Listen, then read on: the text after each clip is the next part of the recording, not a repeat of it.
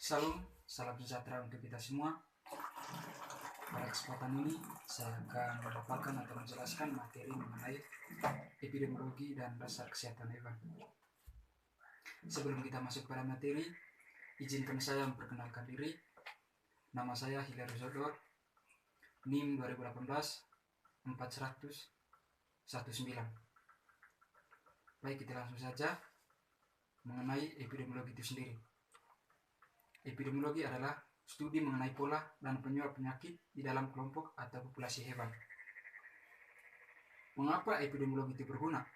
Yang pertama, untuk memahami penyebab penyakit pada tingkat populasi. Yang kedua, untuk memberikan saran yang lebih baik lagi kepada peternak mengenai pengobatan dan pencegahan penyakit. Selanjutnya, dampak penyakit terhadap kesehatan hewan dan produksi. Dampak yang pertama itu, penyakit pada hewan sering menimbulkan penurunan kesehatan dan produksi dan dapat menyebabkan kematian. Yang kedua, ternak biasanya dipelihara untuk produksi daging, susu, kulit, telur, pupuk, dan anakan, atau anakan sapi dan ayam. Yang ketiga, ternak yang sehat lebih produktif daripada hewan yang sakit. Yang keempat, beberapa penyakit menyebabkan hewan berubah perilaku dan terlihat sakit. Yang kelima, beberapa hewan yang sakit dapat mati dan dapat pula sembuh. Yang keenam, mudah untuk mengetahui hewan yang sakit parah karena penyakit, namun kadang-kadang sulit untuk mengetahui apakah hewan sakit atau tidak. Ketujuh, mereka dapat menunjukkan tanda-tanda ketidaknormalan yang jelas. Itulah mengapa penting bagi para peternak untuk sering memperhatikan hewan mereka. Kedelapan, hewan yang sakit dapat kelihatan nafsu makan beberapa saat dan kehilangan berat badan. Kesembilan, kadang-kadang hewan terlihat normal tetapi mengalami penurunan produksi atau turun berat badan, keguguran, penurunan produksi telur. Oke, itu tadi dampak dari penyakit terhadap kesehatan hewan dan produksi. Selanjutnya itu tanda-tanda penyakit. Akan mudah untuk melihat tanda-tanda dari beberapa penyakit, tetapi sulit untuk melihat tanda-tanda dari penyakit lainnya. Yang pertama, tanda-tanda penyakit yang mudah dilihat. Diare, penurunan berat badan yang drastis, dan kematian, pincang, dan batuk. Yang kedua, tanda-tanda penyakit yang lebih sulit dilihat adalah infertilitas. Infertilitas itu reproduksi hubungan seksual antara ternak pejantan dan ternak betina, dan penambahan berat badan yang berkurang atau penurunan produksi susu.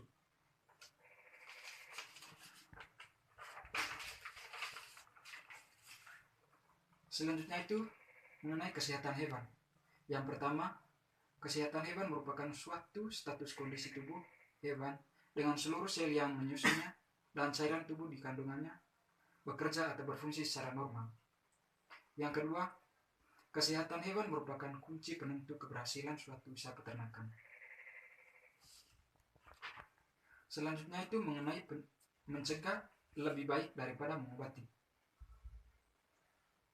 Ada 3 cara pencegahan. Yang pertama itu sanitasi, vaksinasi, dan biosecurity.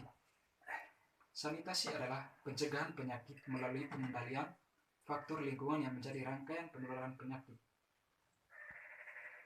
Misalnya, di sini kita lakukan pembersihan kandang pagi dan sore supaya kandang itu kelihatan bersih dan kotoran tidak menempel atau bahkan ada dalam kandang, sehingga ternak merasa nyaman dan terhindar dari penularan penyakit. Yang kedua itu vaksinasi. Cara memasukkan antigen yang berwujud mikroorganisme yang sudah tak bernyawa lagi atau masih hidup namun kondisinya sudah lama, yang beberapa bagiannya masih utuh dan telah mengalami proses pengolahan.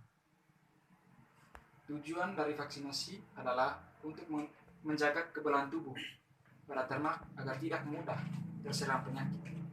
Yang ketiga itu biosecurity, merupakan sejenis program yang dirancang untuk memberikan perlindungan terhadap kehidupan. Misalnya mencuci tangan dengan sabun setelah keluar dari peternakan. Yang berikutnya itu timbulnya penyakit hasil dari interaksi 3 faktor. Faktor yang pertama itu ternak, yang kedua agen penyakit, dan yang ketiga lingkungan. Baik teman-teman, itu saja presentasi atau materi yang saya bawakan. Semoga materinya dapat bermanfaat dan berguna bagi kita semua. Shalom, terima kasih.